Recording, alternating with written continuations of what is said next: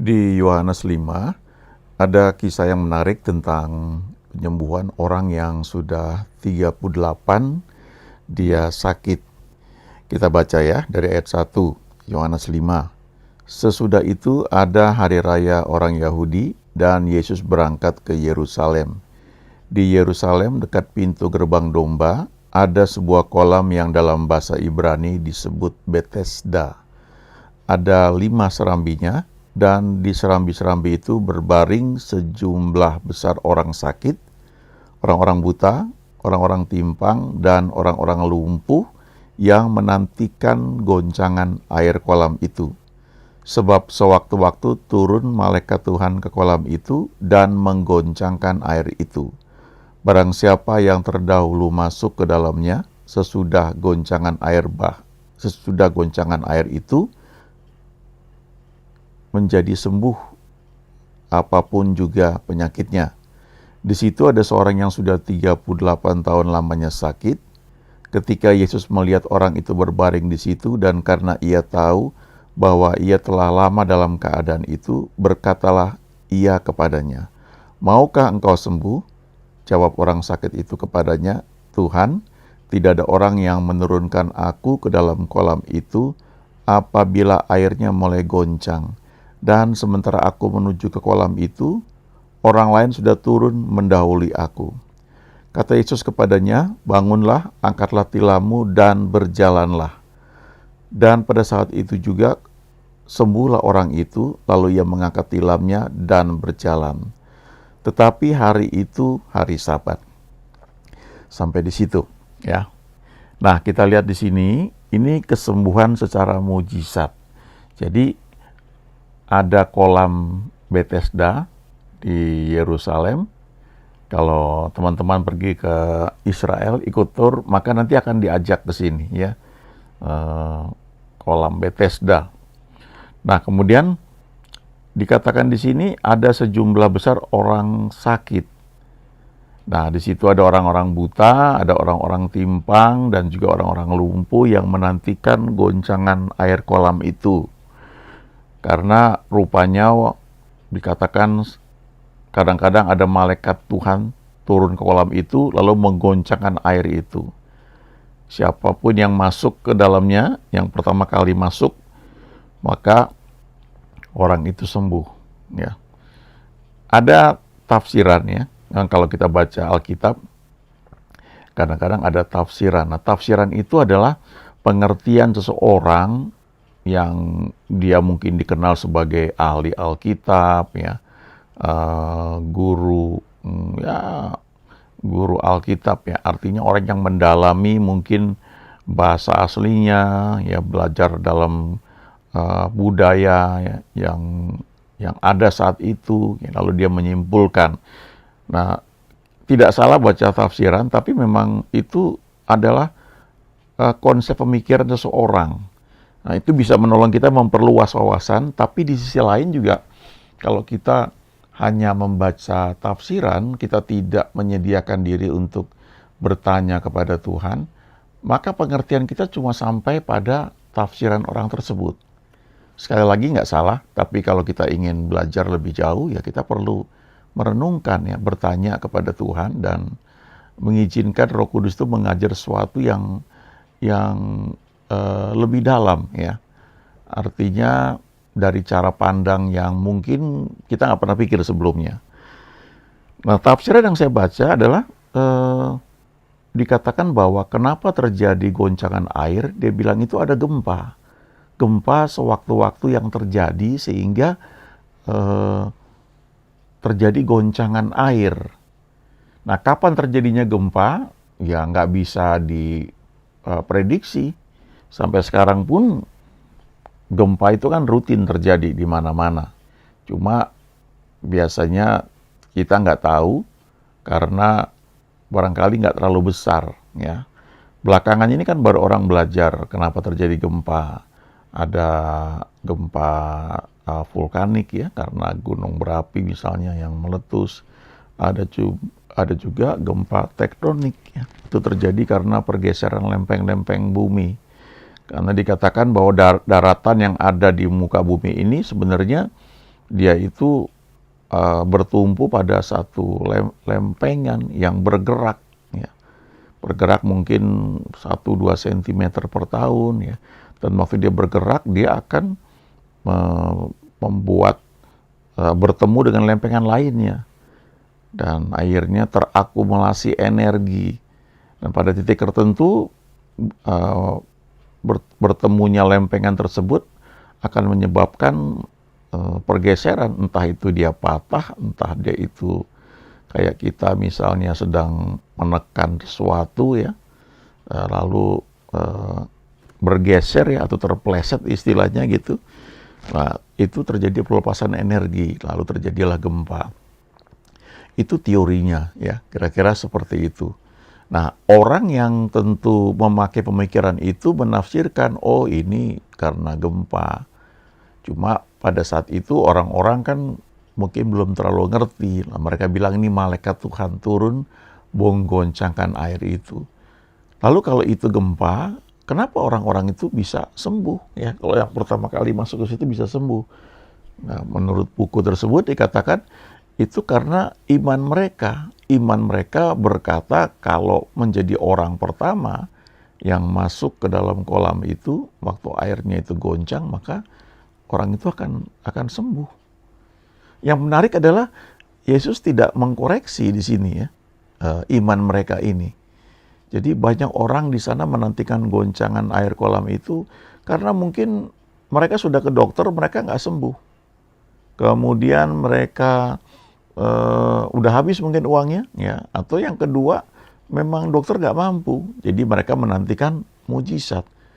Mujizat itu terjadi karena kita percaya, ya. Lalu mereka menantikan bisa menjadi orang pertama yang masuk ke dalam kolam itu waktu bergoncang.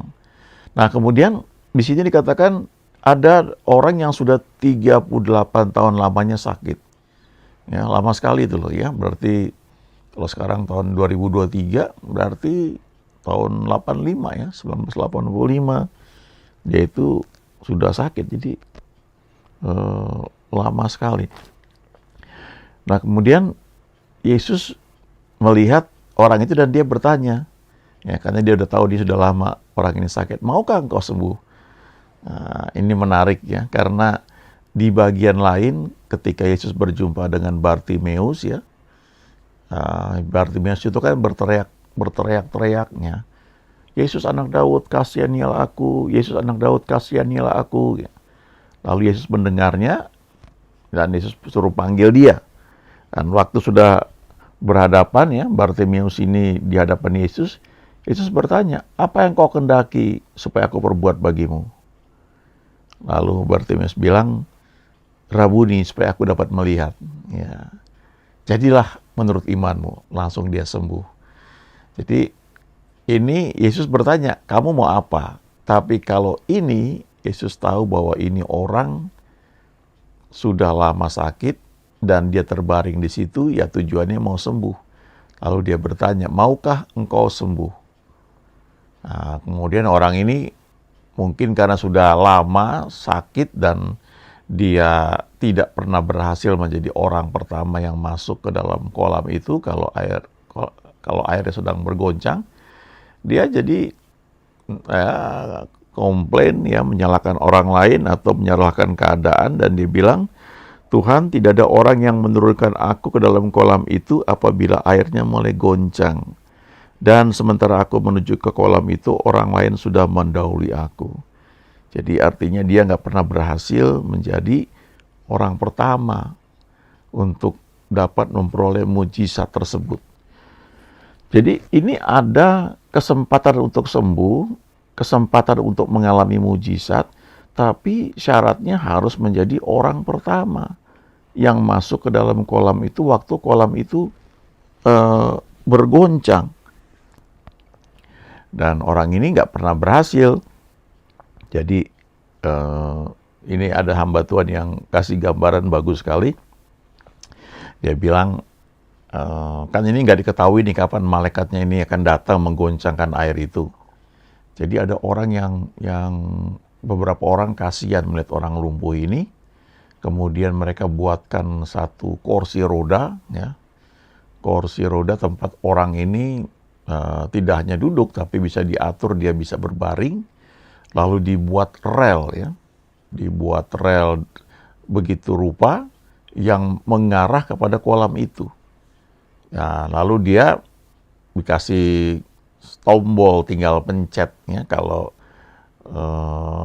dia lihat itu malaikat datang menggoncangkan air itu, maka dia tinggal pencet tombol di kursinya itu, kursi itu akan meluncur, ya, dengan cepat, kemudian membawa dia nyemplung di kolam itu, sehingga dia bisa berhasil menjadi orang pertama, ya, yang masuk ke dalam kolam itu waktu airnya bergoncang.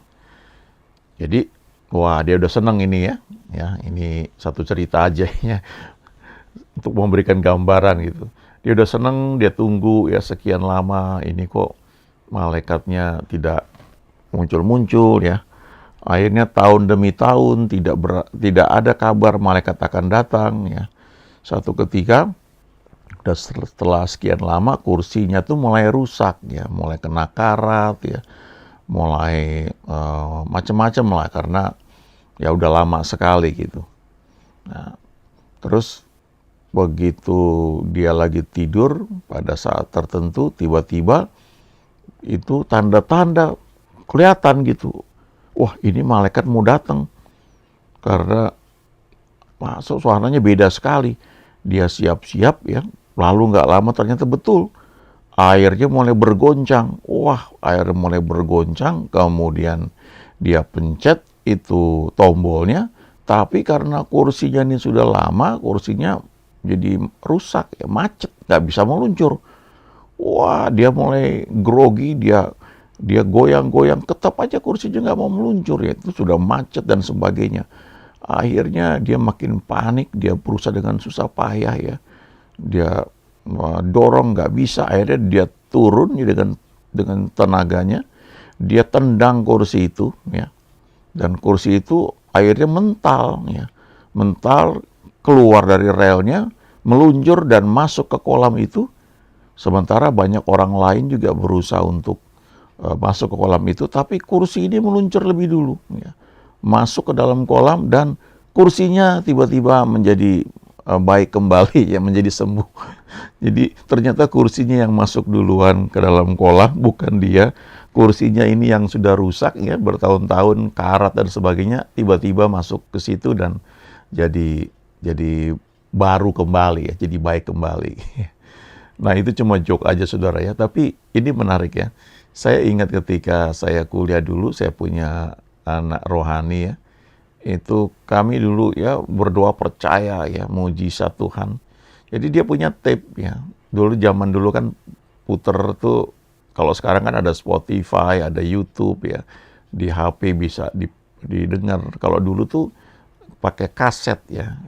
Kaset khotbah, kaset lagu, dimasukkan dalam tape lalu diputar. Nah, dia punya tape itu rusak, ya, jadi setiap dia mau dengar kaset khotbah tuh nggak bisa jalan.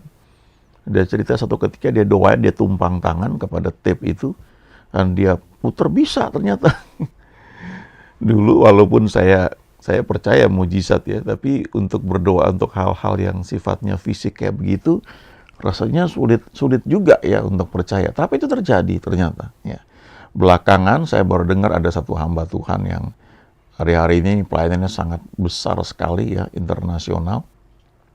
Dia cerita ketika masa-masa dulu dia itu dalam kekurangan, ya.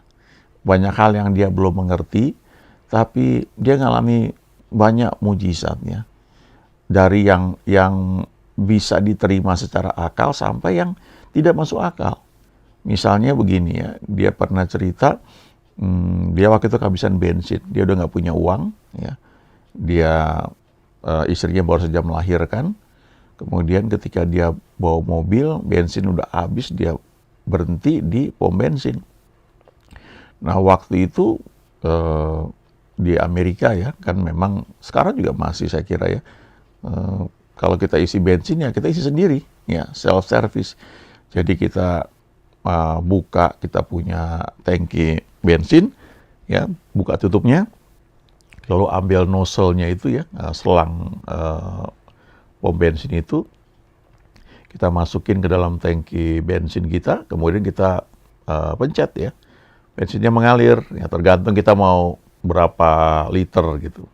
Nah setelah dia isi ya, entah dia penuh atau setengah tapi dia isi, begitu selesai dia tutup lagi, dia punya tangki bensin, lalu dia mesti masuk ke dalam kantor pom bensin itu untuk bayar. Karena memang seperti itu ya. Dan dia bilang dia nggak punya uang. Dan dia berdoa dan dia akhirnya mau nyerah ya. Dia pikir udah dia mau bilang apa adanya aja ke situ ya. Jadi waktu dia jalan masuk ke dalam kantor pom bensin itu untuk bilang kondisi dia bahwa dia nggak punya uang ya dan sebagainya. Tiba-tiba ada orang yang kenalin dia. Rupanya orang ini pernah ikut pelayanan dia berapa tahun sebelumnya, ikut pemahaman Alkitab gitu ya. Kemudian, ada apa kok ada di sini, kenapa? Wah, istri saya baru melahirkan gitu. Oh ya, wah puji Tuhan ya. Oh kalau gitu, biar saya yang bayarin bensin kamu katanya. Jadi saat terakhir ternyata dia dapatkan satu pertolongan dari Tuhan ya. Nah di kesempatan lain, kalau itu mungkin kita bilang kebetulan ya. Tapi dia pernah ngalami juga di kesempatan lain ketika dia tumpang tangan kepada mobilnya yang radiatornya tuh bocor ya, dan tetap bisa jalan selama entah berapa lama ya. Pernah juga bensin habis jadi tumpang tangan ya. Jadi ada masa-masa tertentu ketika situasi yang kritis itu dihadapi dan mujizat terjadi ya. Walaupun belakangan dia ajar ya, lebih enak hidup dalam berkat Tuhan ya. Daripada mujizat demi mujizat itu Anda dibawa kepada suasana krisis ya. Tapi yang saya mau cerita adalah kadang-kadang seperti yang terjadi di sini di Yohanes 5, orang itu menantikan pertolongan Tuhan, menantikan mujizat ya. Tapi ada satu persyaratan yang tidak mudah. Dalam kasus di Bethesda ini adalah harus menjadi orang pertama yang masuk ke dalam kolam itu waktu airnya bergoncang. Dan ternyata itu tidak mudah. Ya, ada satu orang yang sudah 38 tahun sakit nggak pernah berhasil untuk menjadi orang pertama menerima mujizatnya karena masuk ke dalam kolam itu waktu airnya bergoncang. Tapi kemudian ketika Yesus lewat, dia bertanya, maukah engkau sembuh? Ya. Jadi ternyata ada jalur lain yang tersedia. Ya, Yesus berkata, bangunlah, angkatlah tilammu dan berjalanlah. Jalur lain itu adalah mendengar dia. Ya. Nah kasusnya di sini kan memang orang ini nggak kenal Yesus sebelumnya. Tapi kita yang sudah kenal dia, kita bisa senantiasa mempertajam telinga kita ya, mengizinkan Tuhan mempertajam telinga kita dengan bangun pagi, ya, menyediakan diri untuk mendengar dia bicara. Karena kalau dia berbicara, dia berikan tuntunan, itu hal-hal ajaib itu terjadi, ya melampaui segala kayak dia kan aturannya mesti jadi orang pertama yang masuk ke dalam air itu untuk bisa sembuh. Ternyata itu dilampaui hanya karena mendengar Tuhan aja. Jadi bangunlah hubungan dengan Tuhan, izinkan dia bicara, jangan hanya bergantung kepada tafsiran yang pernah kita baca ya, atau kesaksian orang lain yang bisa menolong tapi kita nggak bisa jiplak begitu saja. Tapi hal yang berlaku umum kalau kita baca Alkitab adalah bagaimana kita membangun hubungan dengan Tuhan dan mendengar dia bicara kepada kita. Waktu dia bicara kita lakukan dalam ketaatan, maka mujizat terjadi. Waktu dia berkata kepada murid-muridnya, ada makanan nggak? Nggak ada. Tebarkan jalamu di sebelah kanan perahu, maka kamu akan peroleh. Nah itu karena dia bicara. Dilakukan langsung banyak ikan yang sebelumnya dicari itu nggak ketemu, langsung tiba-tiba dapat. Ya, sebelumnya lagi dia bilang, bertolak ke tempat yang dalam, tebarkan jalamu untuk menangkap ikan. Waktu dilakukan, ikan begitu banyak ya tertangkap. Jadi poinnya, bangun hubungan pribadi dengan Tuhan, izinkan dia mengajar kita, dan waktu dia bicara, ayo lakukan dalam ketaatan, maka mujizat akan terjadi. Ya, amin.